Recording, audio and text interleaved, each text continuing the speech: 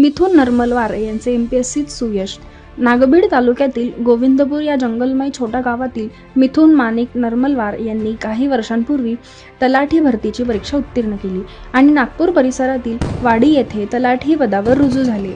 मात्र एवढ्यावरच न थांबता त्यांनी पुढे एमपीएससीच्या परीक्षेची तयारी सुरू केली।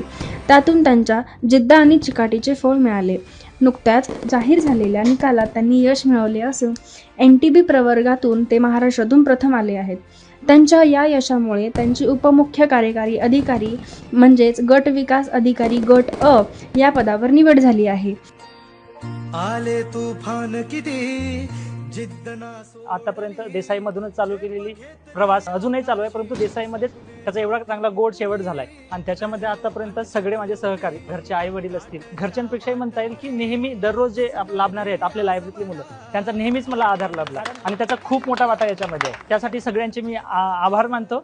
या ठिकाणी आम्हाला एचव्ही देसाई लायब्ररी, आमचे नीरव दादा, अवधूत दादा, नंतर आमचे नरेन भाई या आणि सगळे देसाई लायब्ररीतला मित्रपरिवार यांनी खूप सहकार्य केलं या कार्यक्रमाच्या नियोजनापासून ते साजरा करण्यापर्यंत। या सगळ्यांचे मी या ठिकाणी लायब्ररीतर्फे आभार मानतो आणि निश्चितच यांनी घालून दिलेला हा यशाचा पायंडा आम्ही निश्चितच सगळे विद्यार्थी पुढे नेण्याचा प्रयत्न करू 100%।